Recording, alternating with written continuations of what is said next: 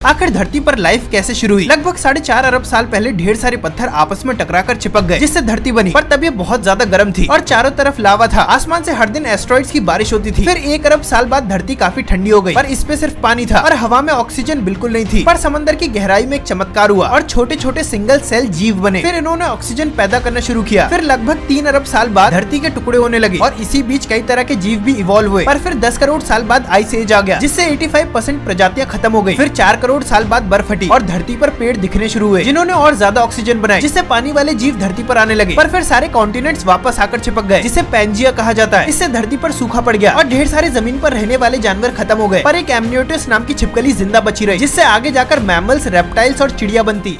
Fact number 1। जब एक मच्छर आपके ऊपर बैठता है तो सबसे पहले वो हमारे ऊपर थूकता है ताकि वो एरिया सुन्न हो जाए, और फिर अपनी इन 6 सुइयों को हमारे अंदर घुसा देता है, जिसमें से 2 का काम होता है स्किन को काटकर एंट्री पॉइंट बनाना, 2 टिश्यू होल्डर की तरह काम करती है, और 1 नीडल हमारी ब्लड वेसल को ढूंढती है, जिसमें मच्छर को बहुत मेहनत करनी पड़ती है। लेकिन वेसल मिलने के बाद मच्छर उसी नीडल से हमारा खून पीता है, और इतने टाइम में 6th नीडल स्किन में सलाइवा इंजेक्ट कर देती है ताकि हमारे पेन रिसेप्टर ब्लॉक हो जाए और मच्छर आराम से अपनी टंकी फुल कर ले।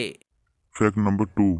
ये कोई जादू नहीं, बल्कि एक छोटा सा साइंस एक्सपेरिमेंट है। 2 पेंसिलों को खारे पानी में डालकर बैटरी में चिपका दें और आप पानी से हाइड्रोजन और ऑक्सीजन को अलग होते हुए देख सकते हैं। मोमबत्ती बुझने के बाद सफेद धुआं उठता है, जिसे आप दूर से ही लाइट करके उसे फिर से जला सकते हैं। पानी की एक बोतल को 2 घंटे के लिए फ्रिज में रख दें। इसे धीरे से बाहर निकालें और थोड़ा सा उछालें। फिर आप देखेंगे कि बोतल का पानी तुरंत बर्फ में जम जाता है। ऐसी ही चीजें जानने के लिए हमारे साथ जुड़े रहें।